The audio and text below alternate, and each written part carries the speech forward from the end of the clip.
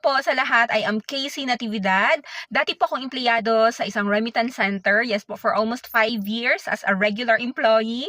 Kaso nga lang ho, isa po ako sa hindi pinalad magkaroon ng malaking sahod. Imagine po, tumataas po yung mga pangangailangan natin sa araw-araw, sa buhay. Kaso nga lang ho, yung sahod ko talagang napakaliit at the same time, hindi po talaga sapat. Kaya isa po ako nag-look for another opportunity na Lord, sana kahit empleyado ako, pwede akong mag-extra income. Ikaw ba yan?